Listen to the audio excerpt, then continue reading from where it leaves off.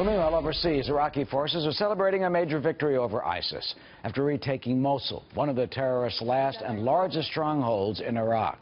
Meanwhile, U.S.-backed Syrian forces face a similar difficult and bloody battle in Raqqa, where we are told they have now gained control of more than half the old city there, in which, of course, was the de facto ISIS capital in Syria. So, what do these successes mean in the global fight against ISIS and radical Islamic terrorism in general? Ambassador Dennis Ross joins us. He is former special Middle East coordinator, Fox News foreign affairs analyst, and author of Doomed to Succeed, the U.S.-Israeli Relationship from Truman to Obama. Ambassador, good to see you.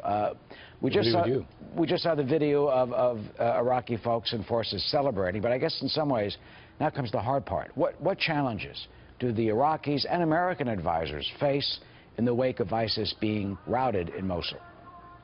Well, the challenges are huge. Obviously, the challenge of getting them out of Mosul, which took about 9 months, displaced probably 800,000 people. That was an enormous challenge, but now what you face is the need for massive reconstruction, because the level of devastation looks like images that you've seen from any city that's been completely bombed out. So there's a need for reconstruction.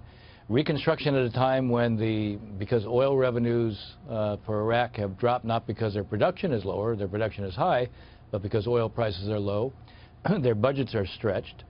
There's going to be a need for help from the outside so that reconstruction can take place. They talk about a price tag of like $1.3 billion. That's the UN estimate. I mean, who's going to pony that up, and will it happen? Well, the State Department is hosting a major conference here to try to mobilize and solicit what will be contributions from countries around the world. Yeah, I have to say, I don't have high expectations that that conference will necessarily produce not just pledges, but actions on those pledges that you'll be able to act on quickly. One of the things you need if you're going to, any of the people who've been displaced, they have to be able to return. Reconstruction is a must. Now, you don't have to get everything reconstructed all at once, but there has to be enough so that water is available, so electricity is available. And then there has to be security. People have to feel safe enough to return to their houses. Do you think they will get to that point? Is that even possible after the destruction and devastation there? Well, I'm worried about it. I do think there's going to have to be some kind of American presence along with Iraqi military forces. One of the big concerns I have is that the Shia militias, even though they didn't play a major role in the liberation of ISIS, they were active all around the suburbs.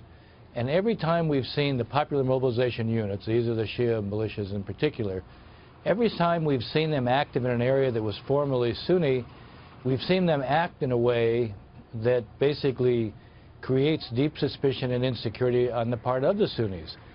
We need Sunnis to return home. We need Sunnis to feel that there'll be governance there, that there'll be security there, that there'll be reconstruction there, that they'll be included there.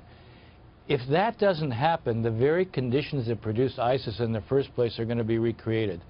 So, Eric, the first question you asked me was really about the nature of this challenge. In many ways, the challenge, as hard as it was to liberate Mosul, the harder part of the challenge comes now. Because the harder part of the challenge now begins to deal with what are the political realities in Iraq going to be?